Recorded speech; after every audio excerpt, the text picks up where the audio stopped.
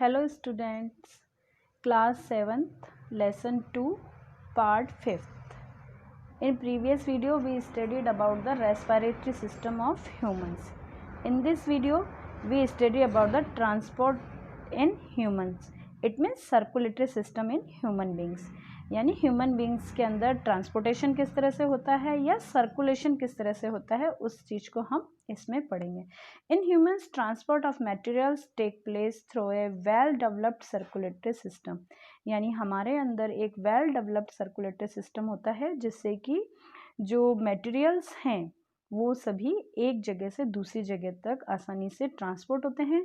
और ट्रांसपोर्ट होने के लिए मेनली जो ऑर्गन्स होते हैं वो होते हैं blood vessels, heart and blood.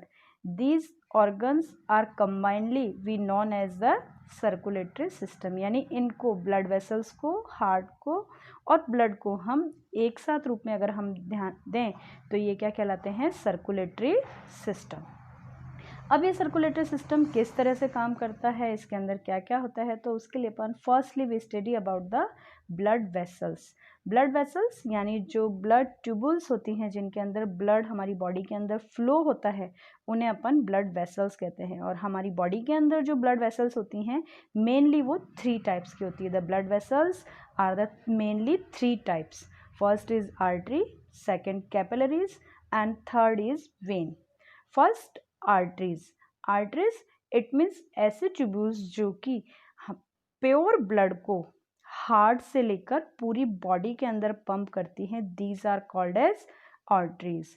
Those tubules which carry blood away from the heart. यानी हार्ट से ब्लड को वो दूर ले जाती हैं. और ये किस तरह से ले जाती हैं, जो हमारा हार्ट का चैम्बर होता है वेंट्रिकल्स. हमारे आपको पता है कि हमारे हार्ट के मेनली 2 पार्ट्स होते हैं, आर्टियोर और वेंट्रिकल. और फिर ये दोनों वापस आर्टियोर और वेंट्रिकल 2 पार्ट्स के अंदर डिवाइड होते हैं, लेफ्ट और राइट. तो इस तरह से जो हमारे हार्ट के पार्ट हो जाते हैं वो कितने हो जाते हैं, 4. और 4 में से जो आपका लेफ्ट वेंट्रिकल होता है उस लेफ्ट वेंट्रिकल से जो हमारा प्योर ब्लड होता है वो जो हमारे बॉडी की लार्जेस्ट ब्लड वेसल होती है जिसे कि हम एरोटा बोलते हैं. यह लार्जेस्ट ब्लड वेसल एरोटा के थ्रू प्योर ब्लड हमारी बॉडी के अंदर पंप कर दिया जाता है. And the aorta is the an artery that carries blood away from the heart. Aorta ही सबसे पहली ब्लड वेसल होती है जो कि हमारे ब्लड को बॉडी के अंदर लेके जाती है हार्ट से. Then the aorta soon branches into the other smaller arteries. फिर इसके बाद जो एरोटा होती है वो आगे जाके और ब्रांचेस के अंदर डिवाइड हो जाती है जिन्हें हम क्या कहते हैं, arteries. Then which from a network leading to all parts of the body. और ये आर्टरीज हमारी बॉडी के पूरे पार्ट के अंदर, जैसा कि ये दिखाई दे रहा है इस तरह से पूरे बॉडी पार्ट के अंदर ये आर्टरीज हमारी बॉडी में फैल जाती हैं. देन जो आर्टरीज होती हैं लास्ट में जाके किस में डिवाइड हो जाती हैं, कैपिलरीज में. मतलब जो कैपिलरीज हैं वो भी आर्टरीज का ही एक पार्ट है. आर्टरीज आगे जाके और डिवाइड हो जाती हैं. क्यों डिवाइड होती है, क्योंकि जो आर्टरीज होती हैं इनकी वॉल थोड़ी मोटी होती है जिससे कि जो ऑक्सीजन होती है और जो फूड होता है वो फूड न्यूट्रिएंट्स इसमें से पास नहीं हो सकते. The arteries network carries blood all over the body but their walls are too thick for oxygen and food to pass through. यानी इसमें से इनकी वॉल में से जो ऑक्सीजन और फूड होता है वो पास नहीं हो पाता. So in the order to its main job of transporting material. जबकि इनका आर्टरीज का मेन फंक्शन क्या है, अभी अपन ने पढ़ा ट्रांसपोर्टिंग का, लेकिन इनकी वॉल मोटी होने के कारण ये जो फूड है, जो न्यूट्रिएंट्स हैं, ये डिफ्यूज नहीं हो पाते. So the blood has to pass from the thick arteries into the thin walled blood vessels called capillaries. यानी फिर इसलिए आर्टरीज से जो और भी पतली वॉल की ब्लड वेसल्स होती हैं जिन्हें हम कैपिलरीज के नाम से डिवाइड मानते हैं, और ये आर्टरीज कैपिलरीज में डिवाइड हो जाती हैं जिनकी जो वॉल होती है बहुत पतली होती है जिसमें से फूड एंड ऑक्सीजन डिफ्यूज होके हमारी बॉडी की हर एक सेल तक आता है. And food and oxygen passes through the thin walls of the capillaries and enter to the cells. और हर सेल तक हमारा प्योर ब्लड पहुंचता है. Then third part of our circulatory system is veins. Veins जो इनके अंदर हमारा इम्प्योर ब्लड रहता है। इम्प्योर किस तरह से, जब कैपिलरीज के थ्रू हमारी सभी सेल तक ऑक्सीजनेटेड ब्लड पहुंच जाता है, तब कैपिलरीज से और जो सेल तक ब्लड पहुंच गया वहां से जब वो ब्लड ऑक्सीजन छोड़ देगा, देन कैपिलरी से वापस जब ब्लड एंटर करेगा तो वो किसके अंदर करेगा, वेन्स के अंदर। After the blood has given up it's oxygen and it's dark red again and it leaves capillaries. अब ये ब्लड किसको, कैपिलरीज को छोड़ देता है and enter blood vessels called veins. अब इसके बाद कैपिलरीज के बाद जब सेल में, और सेल से फिर वापस ब्लड किसके अंदर जाएगा, veins carry blood from the body to the heart. अब ये वेन्स इम्प्योर ब्लड को हमारे बॉडी पार्ट से लेकर कहाँ तक जाती है, हार्ट्स तक जाती है। And heart veins have tiny one way walls. जो वेन्स की सबसे बड़ी स्पेशलिटी होती है वो क्या होती है कि इनके अंदर वन वे वॉल्स पाए जाते हैं, जिससे कि जो ब्लड होता है वो एक ही डायरेक्शन के अंदर फ्लो हो सकता है, बैकवर्ड डायरेक्शन के अंदर फ्लो नहीं होता। These walls helps to keep the blood from flowing backward, so blood always flow back to the heart. यानी हमारी बॉडी से ब्लड कहाँ जाता है, हार्ट में जाता है थ्रू वेन्स। जैसा कि आपको इस डायग्राम के अंदर दिखाई दे रहा है कि जो ब्लू रंग की वेन्स हैं, इन वेन्स के थ्रू ब्लड जा रहा है हार्ट में, और रेड कलर की जो आर्टरीज हैं, इन आर्टरीज के थ्रू ब्लड हार्ट से पूरी बॉडी पार्ट्स के अंदर जाता है। Then we discuss about the teeth, different types of teeth. यहाँ पे आपका सर्कुलेटरी सिस्टम खत्म होता है। अब इस सर्कुलेटरी सिस्टम के बाद आप देखेंगे कि किस तरह से जो हमारे टीथ हैं वो टीथ क्या हैं और उनका स्ट्रक्चर किस तरह से होता है। अपन ने डाइजेशन सिस्टम के अंदर भी एक बार पढ़ा था, लेकिन we discuss again the types of teeth. We have studied briefly teeth under the article digestion system. Here we shall learn about the more about the teeth. क्योंकि teeth के बारे में थोड़ा लिया था, इस बार हम थोड़ा सा और teeth के बारे में जानते हैं कि टीथ कैसे होते हैं, उनका स्ट्रक्चर कैसा होता है। So teeth are very hard bone like growth in the upper and lower jaws of most vertebrate. जितने भी वर्टिब्रेट्स हैं उनके अंदर आपको पता है कि अपर और लोअर जॉ के अंदर सबसे हार्ड बोन लाइक जो स्ट्रक्चर होता है उसे हम क्या कहते हैं, teeth. Their job is to cut, break up and chew the food. ये हमें पता ही है कि इनका टीथ का क्या काम होता है, काटने का, तोड़ने का एंड फूड को चबाने का। Many animals also their teeth as a weapons to kill their prey. कई एनिमल्स के अंदर आपको पता है कि इन दांतों का काम क्या होता है कि जो उनका शिकार होता है उसको वेपन्स की तरह वो टीथ का इस्तेमाल करते हैं, उनको चीरने फाड़ने का वो काम करते हैं।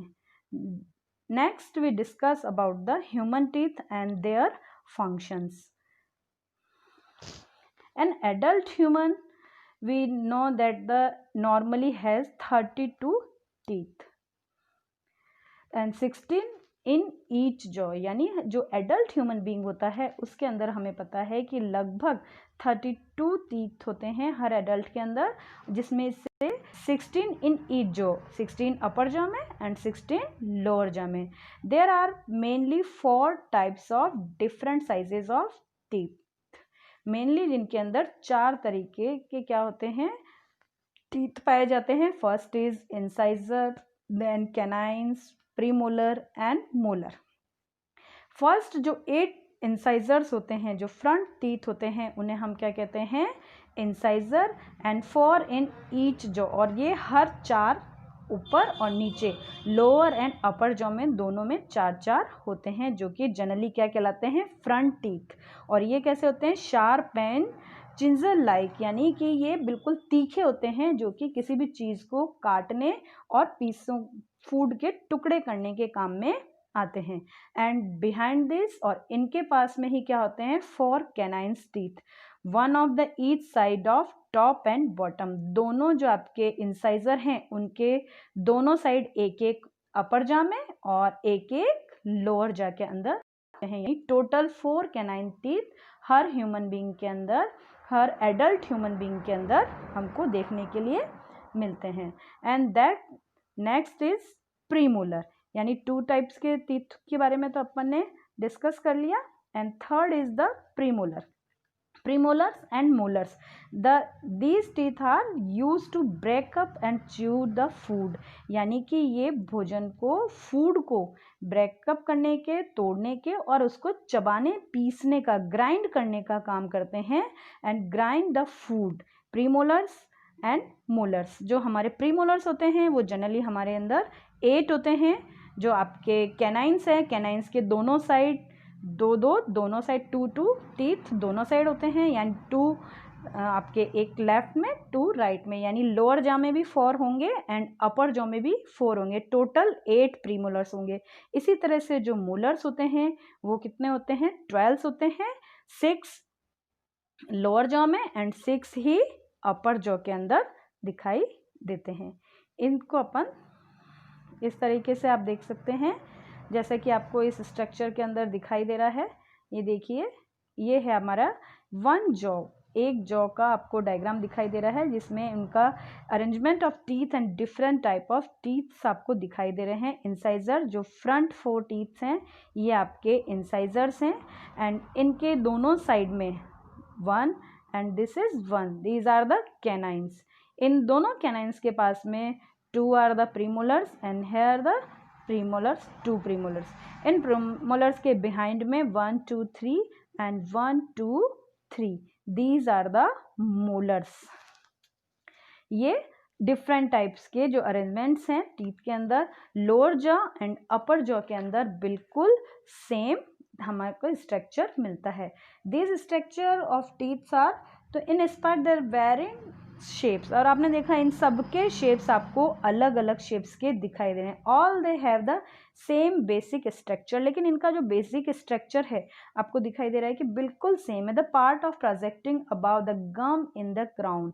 जो ये दांत होते हैं वो हमारे जबड़े के अंदर, आपने देखा होगा कि के अंदर फंसे हुए होते हैं. जैसे कि एक कैनाची की क्राउन के अंदर हीरे जड़े हुए होते हैं, इस तरह से हमारे दांत भी उसके अंदर फंसे हुए होते हैं. And these are the embedded in the gum and reaching into the socket in a jaw bone in the root. और इनकी जो रूट्स दिखाई दे रहा है, these are the roots. और इन रूट्स के थ्रू ये किसके अंदर, इस सॉकेट के अंदर जॉ बोन, जो आपकी जबड़े की हड्डी जिसे अपन बोलते हैं, उसके अंदर ये क्या होते हैं, अच्छे से फंसे हुए होते हैं. And the body of the tooth is made of the hard bone. जितने भी ये टूथ आपको दिखाई दे रहे हैं ये किसकी बनी हुई होती हैं, हार्ड बोन की बनी होती है. And the body of the tooth is made a very hard bone like material called dentine. और इसको हम क्या बोलते हैं, डेंटाइन बोलते हैं. And which contain blood vessels and nerves. और जो डेंटाइन होता है इसके अंदर क्या मिलती है, हमें ब्लड वेसल्स एंड नर्व्स मिलती हैं, जो कि किससे कवर होती हैं, एनिमल से. Hard animal covers the crown. इस पूरे क्राउन को कौन कवर करके रखता है, एनिमल कवर कर रखता है. Which hold a tooth formally in place. यानी जिससे कि जो एनिमल होता है इस सीमेंट के अंदर, जो लेयर ऑफ सीमेंट्स होती है उसके अंदर ये दांतों को अच्छे से पकड़ के रखता है, फिक्स शेप के अंदर रखता है. और वो बार बार चेंज नहीं होते, दांत हिलते नहीं है, दांत वीक नहीं होते हैं. देन जब हमने टीथ स्ट्रक्चर के बारे में, टीथ के शेप्स एंड साइज के बारे में पढ़ लिया, तो tooth decay. What is the tooth decay. हमारे दांत क्यों खराब होते हैं. कई बार आपने देखा है कि बच्चों के दांत में कीड़े लग जाते हैं या काले काले छेद हो जाते हैं, दांतों में दर्द होने लगता है, खून आता है. तो Y the food that is the not removed from the cavities in the teeth decays producing acid that attack the enamel. यानी जो हमारे दांत का इनेमल होता है वो डिस्ट्रॉय होने लगता है एसिड के कारण. और एसिड कहाँ बनता है, जो फूड पार्टिकल्स हमारे टीथ के बीच में फंस जाते हैं और उन पार्टिकल्स को अगर हम नहीं निकालते हैं तो क्या होता है कि उनके कारण हमारी मुंह के अंदर एसिड बनने लगता है. और ये एसिड हमारे टूथ इनेमल को डिस्ट्रॉय करने लगता है, जिससे कि हमारे दांत खराब होने लगते हैं. This is the first stage to tooth decay. ये सबसे पहली स्टेज होती है जिसमें कि हमारे दांत खराब होने लगते हैं. If the teeth are neglected they will quickly suffer from the decay. अगर हम अपने दांतों को नेग्लेक्ट करेंगे, उनका ध्यान नहीं रखेंगे, जैसे कई बच्चे होते हैं ना, मंजन नहीं करना, टूथपेस्ट नहीं करना है, तो उससे क्या होगा, धीरे धीरे उनके दांत खराब होने लगते हैं, टूथ डिके होना स्टार्ट हो जाता है. सो for this reason it is the most important to the brush one's teeth regularly. इसलिए क्या करना चाहिए, हमें रेगुलरली हमें अपने टीथ साफ करने चाहिए, जिससे कि आप हमारे दांत खराब नहीं हो। For the pay of frequently visit to the dentist. अगर आपके टूथ दिखे होने लगे हैं, किसी भी तरीके से खराब हो जाते हैं, तो हमें क्या करना चाहिए, डॉक्टर को दिखाना चाहिए। अब आपने सुना होगा कई बार मम्मी पापा कहते हैं कि इसके तो मिल्की टीथ हैं, दूध के दांत हैं। तो what is the milky teeth and permanent teeth? Milky teeth, we have the mostly 2 sets of teeth during the over life time. हम अपनी पूरी लाइफ टाइम के अंदर 2 सेट दांत के मिलते हैं हमें। First is the milky teeth and secondly is the permanent teeth. Milky teeth which appears between the first and 24 months, यानी जो बच्चे के फर्स्ट साल के जो लगभग पहले साल में से लेके 24 महीना तक, 1 से 2 साल तक का जो बच्चा होता है, उसके बीच में जो दांत आते हैं, these are the milky teeth. And second is the permanent teeth which grow from the age of about 6 year up to 20 years, जो कि 6 साल के बच्चे से लेकर लगभग 20 साल तक में हमारे कंप्लीट आते हैं। These are the permanent teeth. Permanent teeth एक बार टूटने के बाद दोबारा नहीं आते हैं। और जो मिल्की टीथ होते हैं, जब वो टूटते हैं तो उसके बाद हमारे परमानेंट टीथ आते हैं। So here we complete about the teeth and lesson also complete. Thank you.